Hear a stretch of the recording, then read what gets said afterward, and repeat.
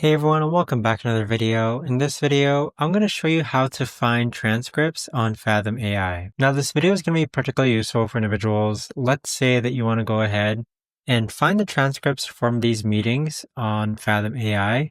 How do you actually go ahead about doing so?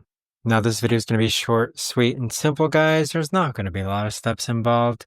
Now, in order to do this, what you're first going to do is log on to Fathom AI. Then go ahead and click on the meeting that you see here. And then anytime you click on one of your call recordings, you could actually go ahead and click on this transcript tab here. And this is going to show the transcript of this entire meeting. So you could actually copy this transcript and there you have it. But that right there, guys, is the best and easiest way that I know of to actually go ahead and find your transcript on Fathom AI.